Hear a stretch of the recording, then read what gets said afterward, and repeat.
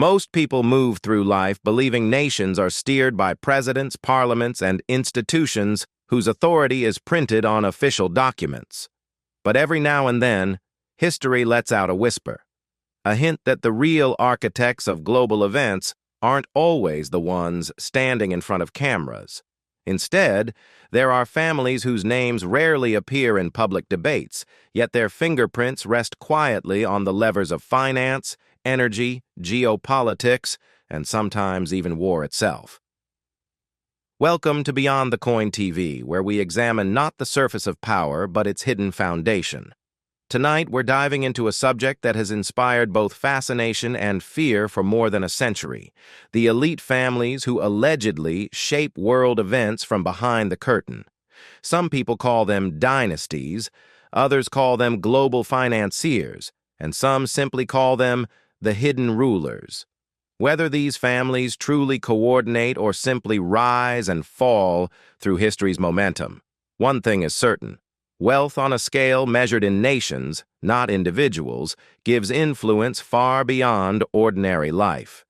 In this story, we're exploring the rise of these families, the myths around them, the undeniable truths, and the lingering question: does extraordinary wealth inevitably create extraordinary control? This is not about conspiracy. This is about documented influence, historical power, and the way money quietly reshapes the world without ever needing permission from democracy. And once you hear this story, you may never look at global events the same way again. Long before the internet, before central banks, before oil pipelines stretched across continents, power moved through one simple channel: credit. Not physical gold, not armies, but the ability to finance the ambitions of nations. During the 18th and 19th centuries, certain families mastered this world-changing skill.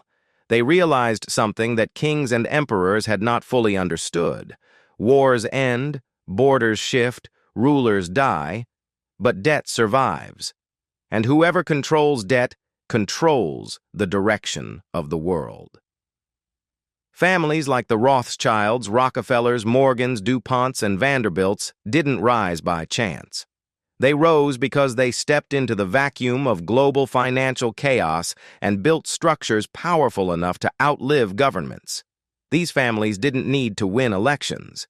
They became the lenders of last resort, the silent lifeline nations depended on. And from those moments, global finance transformed forever. No conversation about financial dynasties can avoid the name Rothschild, not because of myths, but because of history. The Rothschild rise was not magic, it was strategy. Nathan Rothschild built a communication network so fast, so precise, that it outperformed governments. In an era before telegraphs, the family knew the outcome of battles before kings did.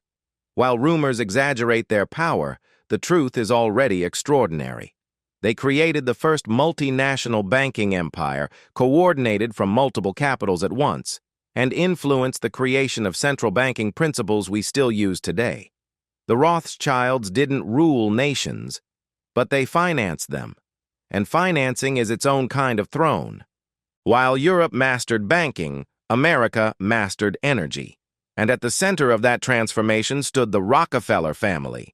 John D. Rockefeller didn't just sell oil, he reorganized the entire industry: production, transportation, refining, distribution, turning Standard Oil into a structure so powerful it rivaled governments. But the real influence came later. Rockefeller foundations shaped global health policy. They helped standardize medicine. They funded universities, sciences, and international institutions. Whether one sees this as philanthropy or influence building, the scale is undeniable. When you fund the future, you guide it. If Rockefeller dominated energy, J.P. Morgan dominated banking. Morgan didn't just influence Wall Street, he rescued it. During the Panic of 1907, he personally coordinated the stabilization of the U.S. economy. He became, for a moment, the unofficial central bank of the nation. It was Morgan's influence that laid the groundwork for the Federal Reserve. And from that day forward, the United States entered a new era, one where private financial influence and public authority became forever intertwined. This wasn't conspiracy.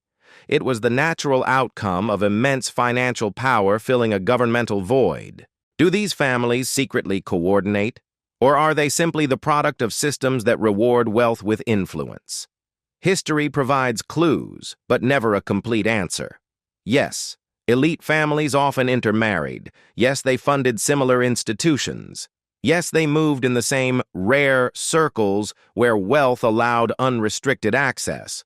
But actual coordination, the idea of a single table where decisions about the world are scripted, has never been proven. Still, the outcomes often look coordinated. Perhaps the most unsettling truth is this. When a small group of families owns major banks, energy companies, media assets, and philanthropic networks, they don't need secret meetings. The system itself bends toward their interests. Today, the landscape is shifting. Old banking dynasties haven't vanished, but they now share space with new power families, the tech founders, data giants, and information empires. Modern influence does not always look like old money. It looks like platforms, algorithms, patents, artificial intelligence, biotech, and globalized digital economies. But the principle remains unchanged. Those who control the infrastructure of society, whether oil, electricity, finance, or information, control the direction of history. The continuity between old and new power is unmistakable. Wealth concentrates, influence travels through generations, and the world keeps rotating around the gravity of a few. So, do hidden families truly run the world? The real answer is more complex, more human, and far more revealing than simple conspiracies. Power rarely comes from a single source. Instead, it builds quietly, across generations, across industries, across institutions, until certain families possess enough influence to tilt the future without needing anyone's permission. You don't need total control to shape the world. You just need leverage. And these families, old and new, have accumulated more leverage than entire nations. But here's the part most people forget. Power is not permanent. Empires rise and fall. Dynasties appear unshakable, until history shifts beneath their feet.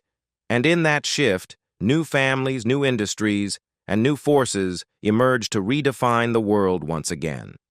The hidden rulers today may not be the hidden rulers tomorrow. And understanding power, how it forms, how it moves, how it evolves, is the first step to seeing through the illusion.